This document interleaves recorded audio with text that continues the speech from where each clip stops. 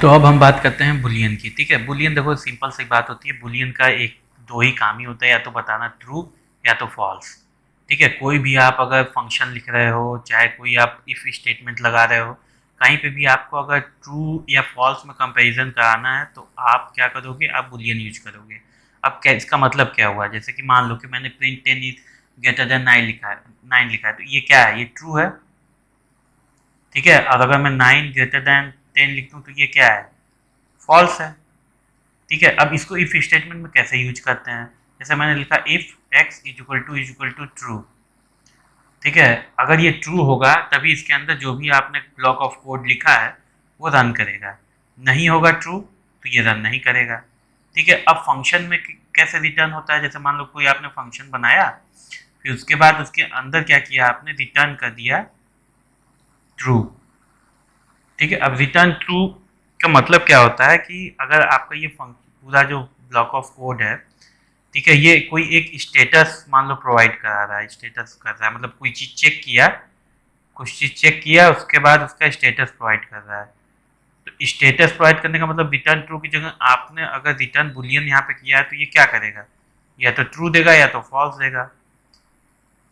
ठीक है, तो वहाँ पे क्या है कि आप चेक कर सकते हो, कोई भी आप अगर कहीं पे भी ये फंक्शन अगर यूज कर रहे हो ना, तो वहाँ पे आपका क्या बताएगा, अगर मान लो फंक्शन को आपने कॉल कर दिया है, फंक्शन को आपने कॉल किया तो वहाँ अगर ये वैल्यू आ गई ट्रू, तो इसका मतलब क्या हुआ कि जो भी आपने यहाँ पे स्टेटस चेक किया है वो करेक्ट है, मतलब सही है। और अगर फॉल्स आ गया तो मतलब नहीं हुआ है सही। ठीक है, तो एक बार करते हैं, देखते हैं क्या सीन है। ठीक है, तो अब हमारे पास क्या था, प्रिंट कर रहे थे हम किस चीज़ को, 10 इज ग्रेटर देन 9। चलो ट्रू। अगर हम इसी चीज को अगर हम उल्टा कर दें, मतलब 10 इज लेस देन 9, फॉल्स। ठीक है, अब किसी भी फंक्शन को हम आगे भी चलेंगे तो जब फंक्शन फंक्शन ये सब हम पढ़ेंगे, फंक्शन और इफ स्टेटमेंट जब हम पढ़ेंगे तो क्या होगा, वहाँ पे भी हम आप वहाँ पे दिखाएंगे कि किस तरीके से आपको ट्रू और फॉल्स का चेंजेस होता है। अभी बस आप बुलियन में ये समझो कि बुलियन का मतलब क्या होता है, ट्रू और या फॉल्स। ठीक है, और इसको इन इन जगहों पे यूज किया जा सकता है, जो कि जैसे इफ स्टेटमेंट हो गया, आपका फंक्शन हो गया, और भी कई जगहों पे आपको स्टेटस चेक करने के लिए बुलियन यूज कर लोगे। ठीक है, तो ये सब चीज़ें आपको बुलियन प्रोवाइड कराता है। ठीक है, अब नेक्स्ट चलते हैं, ऑपरेटर्स बहुत ही ज़्यादा ज़रूरी। चाहे आप किसी भी कंडीशन पढ़ रहे हो, चाहे आप कोई भी लूप लगा रहे हो, आपको ऑपरेटर्स आना चाहिए। चाहे आप सी पढ़ो, चाहे कोई भी चीज़ पढ़ो, हालांकि देखो सेम होता है अरिथमेटिक ऑपरेटर, चाहे आप सी में पढ़ो, चाहे पाइथन में पढ़ो, चाहे जावा में पढ़ो, सब लगभग सेम ही होते हैं। ठीक है ना, थोड़ा बहुत पाइथन में अगर दे दिया होगा तो दे दिया होगा, नहीं तो सब सेम होता है। ठीक है, सेम सब चीज़ सेम होती है, बस क्या होता है ना कि यहाँ पे कुछ एक्स्ट्रा मिल जाता है आपको पाइथन में, चलो ये समझ में आता है कि एक्स्ट्रा मिल गया मुझे कुछ, लेकिन बाकी जो बेसिक हैं वो लगभग सेम ही होती हैं। ठीक है ना, बस यहाँ करने का तरीका दूसरा होता है, वहाँ करने का तरीका दूसरा होता है। ठीक है, चलो भी देखते हैं कि कैसा कैसा है तरीका। अब देखो, कुछ ऑपरेटर्स देख लो सीधे सीधे कि किस जगह पे यूज होता है, प्लस माइनस मल्टीप्लिकेशन डिवीजन। ठीक है, मॉड्यूलस और एक्सपोनेंशियल और फ्लोर डिवीजन। ठीक है, तो अब चलो इसको एक एक करके देखते हैं। प्लस माइनस मल्टीप्लाई तो आपको आता ही होगा डिवीजन, बाकी हम करके देख लेते हैं। तो बाकी में हमारे पास पहला है मॉड्यूलस, तो चलो देखते हैं, क्या पता ये ले ही ले। 10 मॉड्यूलस 5 0। ठीक है, कैसे जीरो क्या आ गया, मतलब क्या हो कह रहा है, 12 का करे तो 2, तो ये क्या कर रहा है, ये आपको रिमाइंडर देता है। ठीक है ना, अगर आपको कोई भी जैसे कोई भी ऑपरेटर है आपको समझ में नहीं आ रहा है कि ये चीज़ हो क्या रही है, तो तुरंत रन करा के देखो ना। कोई मतलब नहीं कि आपको क्या मतलब नहीं आता है, नहीं आता है, नहीं आता है। आपको अगर कोई चीज़ समझ में नहीं आ रही तुरंत रन करा के देखो, अगर एरर दे देता है तब आप नेट पे जाओ खोजने। ठीक है ना, उससे पहले ही हमेशा नेट पे मत भागो। ठीक है, थोड़ा दिमाग चलाओ अपना। चलो नेक्स्ट क्या था हमारे पास, एक्सपोनेंशिएशन। ठीक है, चलो तो इसको भी देखते हैं। तो अगर मान लो कि मैंने टू टू किया तो कितना आएगा, 4।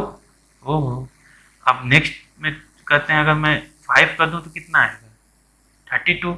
मतलब कि 2 टू द पावर, यानी कि क्या चल रहा है, तो चेक करने का मैं तरीका बता रहा हूँ, यानी कि 2 टू द पावर x चल रहा है, ठीक है, वहाँ पे, ठीक, यानी कि x to the power y चल रहा है, ठीक है। x कोई वैल्यू जो पहले आपने लिखी है वो, उसके बाद जब भी आप दो बार मल्टीप्लाई का साइन बना के जो भी वैल्यू लिखोगे तो ये 2 के पावर में आ जाएगी, ठीक है। अब फ्लोर डिवीजन, फ्लोर डिवीजन क्या होता है भाई, एक बार देखें। तो मैंने कहा 10, फ्लोर डिवीजन 2, 5, अरे फिर मैंने कहा 11 करके देखते हैं, फिर भी 5, 12 करके देखते हैं, 6। तो यानी कि क्या है कि ये आपको क्या दे रहा है, ये आपको जैसे वो कहते नहीं रिमाइंडर, क्वेश्चन रिमाइंडर, तो ये आपको क्या दे रहा है, ये क्वेश्चन दे रहा है, मतलब कि कितनी बार वो डिवाइड हुआ है, ठीक है। अब जैसे कि मान लो कि यहाँ पे मेरे पास 10 है, फ्लोर डिवीजन 5 किया 2 आ जाएगा। अगर मेरे पास 14 फ्लोर डिवीजन 5 किया तो ये क्या आ जाएगा यहाँ पे, तब भी 2 आएगा। अब देखो इन दोनों को इन दोनों को जो आपस में कॉम्प्लीमेंट्री मानो, जैसे ये हो गया और ये हो गया, ठीक है। इन दोनों का डिफरेंस क्या है, देखो डिफरेंस क्या है इन दोनों में, ये क्वेश्चन देगा 2, ये रिमाइंडर दे देगा आपको 4, ठीक है। तो ये हमेशा ध्यान रखना। और क्या है, बाकी सब चीज़ें तो आपको पता ही, आप एडिशन करके थोड़ी दिखाऊंगा आपको। अब बात करते हैं कि असाइनमेंट। अब देखो असाइनमेंट ऑपरेटर बहुत इंपॉर्टेंट होता है, जब जैसे क्या होता है ना, प्लस इक्वल टू लिखोगे तो ये वन, जैसे सी वाले में क्या था, वन साइकिल में हो जाता है। जैसे जब आप एम्बेडेड करोगे तो उसमें आपको पता चलेगा कि और सी में करोगे तो ये वन साइकिल में हो जाएगा, और x is equal to x plus 3 अगर मान लो करते हो तो ये 2 साइकिल में होगा, ठीक है। यानी कि पहले वो एक्स इज इक्वल टू 3 करेगा, उसके बाद उसको एक्स में पुट करेगा, ठीक है। तो 2 साइकिल लेगा और ये 1 साइकिल ले लेता है। तो ये जरूरी होता है, ठीक है, आपको जानना जरूरी है। बाकी आपको याद रखना तो रखो, नहीं रखना मत रखो, ठीक है, बहुत ज़्यादा इफेक्ट नहीं पड़ता है। अब इक्वल टू में ध्यान देना भाई, ठीक है। इक्वल टू का मतलब वैल्यू असाइन कर रहे हो, असाइनमेंट है, ठीक है, माइनस। अब जैसे क्या होता है ना, प्लस इज इक्वल टू दे दिया है तो इसका मतलब ये होगा जैसे x plus is equal to, ऐसा मान लो 3 दे दिया है, यहाँ पे जैसे 3 दिया है, सब में 3 दे दिया है, तो इसका मतलब क्या होगा, x is equal to x plus 3, ठीक है। अब इसी के साथ साथ जितने भी इक्वल टू के पहले हैं, ठीक है, वो बस एक्स के साथ जुड़ जाएंगे, ठीक है। यानी कि जैसे मान लो ये है, ठीक है, या फिर आपको चलो ये एक्सपोनेंशियल वाला आप आपने देखा है, तो अगर मैं लिखूं x, ठीक है, इज इक्वल टू 3, तो ये क्या हो जाएगा, x is equal to x के पावर 3,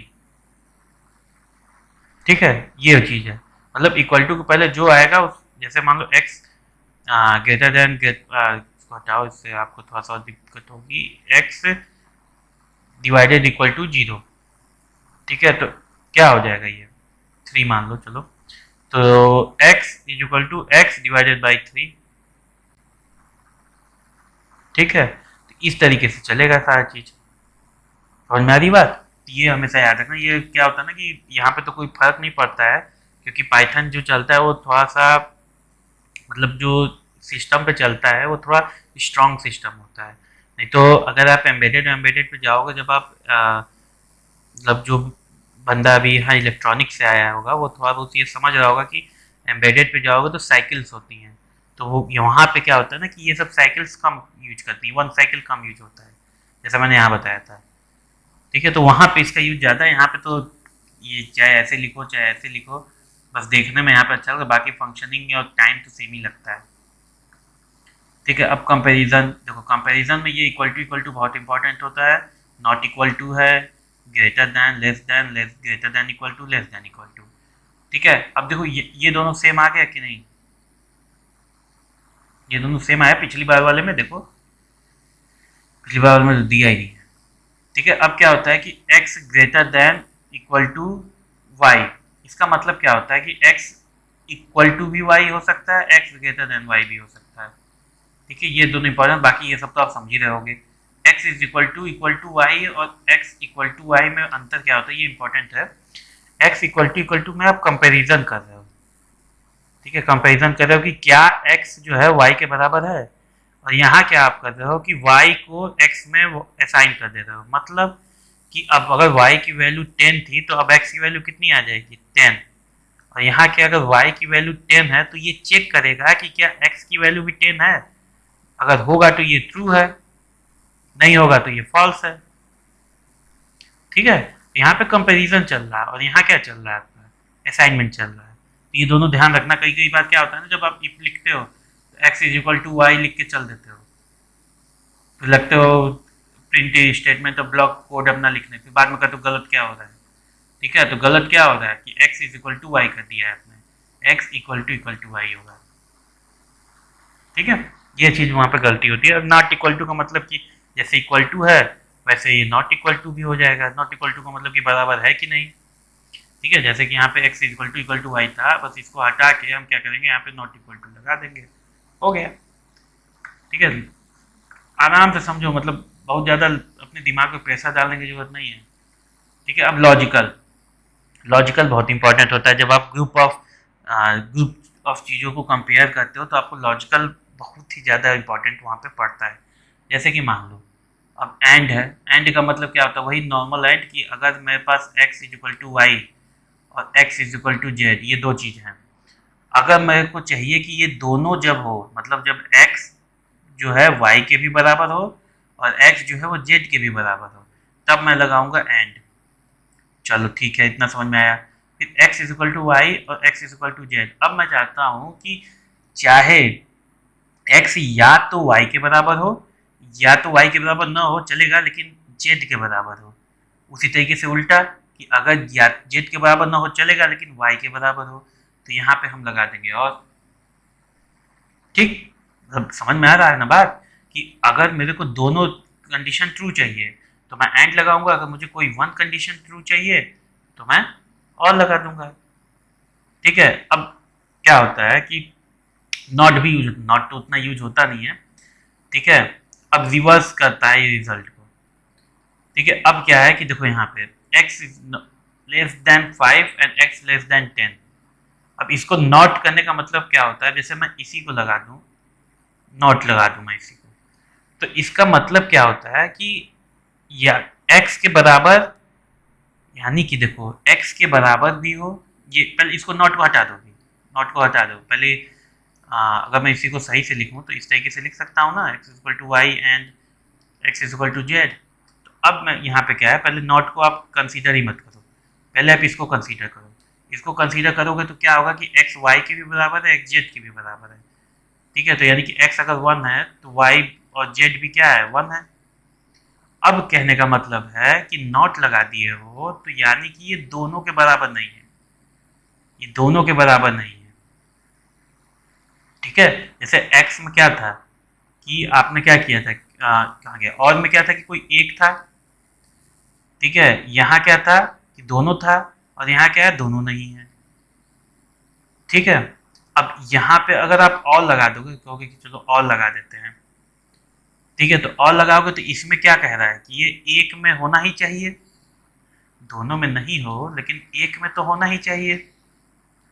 ठीक, और तो क्या हुआ, अगर मैं नॉट लगा दूंगा तो ये दोनों में नहीं होगा, तो दोनों का लगभग सेम ही मतलब आउटपुट निकलता है। इसलिए एक ही मैं कराना चाहता, इसी यहाँ पे मैंने एंड ही लिखा है, क्योंकि कुछ भी करो दोनों में एक ही आंसर निकलेगा। ठीक है, क्योंकि इसका अगर दोनों में सही हुआ तो इसका आउटपुट 1 आएगा। नॉट क्या करता है, 1 को 0 कर देगा। मतलब यहाँ से अगर ट्रू आएगा तो नॉट उसको क्या करेगा, चलो फॉल्स हो जाओ बेटा। समझ रहे हो, तो चाहे आप दोनों सही हो चाहे दोनों गलत, दोनों में से कोई एक सही हो, आपका आउटपुट क्या आना है, गलत ही आना है, मतलब 0 ही आना है, गलत नहीं, 0 ही आना है। ठीक है, तो ये चीज़ होती है। अब बात करते हैं कि इज नॉट की और इन नॉट इन की। ये तो हमने पिछली बार में करके देख लिया था, इन नॉट इन।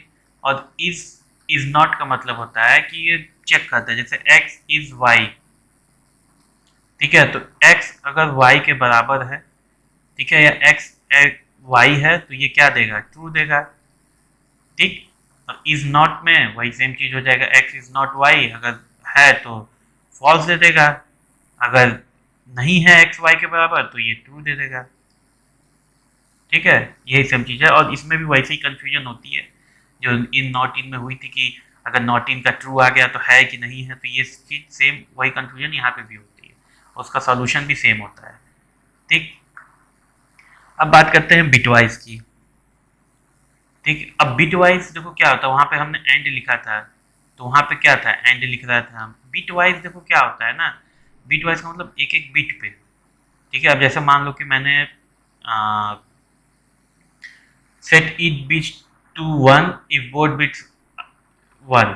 ठीक है, अब जाहिर सी बात है, one one equal to one, one zero zero, zero zero zero, तो ये सब चीज होती है। ठीक है, बिटवाइज में, बिटवाइज वैसे ज़्यादातर यूज नहीं करना होता है, लेफ्ट शिफ्ट राइट शिफ्ट ये सब भी यूज नहीं होता है ज़्यादातर। लेफ्ट शिफ्ट का मतलब यही होता है ना कि लेफ्ट शिफ्ट करना है, जितना भी वैल्यू दोगे उतने में वो लेफ्ट शिफ्ट कर जाएगा। जैसे जीरो लेफ्ट शिफ्ट थ्री कर दिया अगर मान लो राइट शिफ्ट, तो जीरो को तीन प्लेस घिसका के यहाँ कर देगा मान लो, यही चीज़ है। ठीक है, और नॉट का मतलब होता है जो भी तुम्हारे पास बिट वन होगी तो उसको जीरो कर देगा। इसका यूज बहुत ज़्यादा नहीं होता है इन सब चीज़ों का। ठीक है, ये सब ज़्यादातर बिटवाइज ऑपरेटर्स जो हैं ये ज़्यादातर यूज नहीं किए जाते हैं। ये वहाँ यूज किए जाते हैं जहाँ पे बिट फॉर्म में आपको चीज़ें मिलती हैं। जैसे मेरे को वन वन जीरो मिल गया है, अब मेरे को इस पर एंड लगाना है, तो फिर मैं एंड वन वन जीरो कर दूंगा, तो क्या आएगा, जीरो वन वन, इसका आंसर आ जाएगा। ठीक है, तो पाइथन में ये सब चीज़ें जो होती हैं बहुत ही ज़्यादा दिक्कत करने वाली होती हैं। ठीक है, तो आप इसको क्या करना कि आप इसको छोड़ देना अभी। ये जब आपको हम आगे पढ़ाएंगे ना सही से, तो उसमें आपको हम अगर आता है ये कहीं तो मैं आपको कराऊंगा, आएगा जरूर, लेकिन मैं आपको अभी बता रहा हूँ कि ये सब बहुत ज़्यादा इंपॉर्टेंट होता है बिटवाइज। हाँ, ये बहुत ज़्यादा इंपॉर्टेंट होता है। ठीक है, ये बहुत जगहों पे यूज करोगे, लेकिन ये आप बहुत ही कम जगहों पे यूज करोगे, जहाँ पे बिट में आपको फॉर्म, बिट फॉर्म में आपको मिलता है ना, वहीं आप यूज करते हो। ठीक है, अब एक चीज़ और हम लोगों ने मिस कर दी थी स्ट्रिंग फॉर्मेट में, वो चीज़ हम अभी अगले में अभी देखते हैं कि वो चीज़ हमने मिस क्या की है।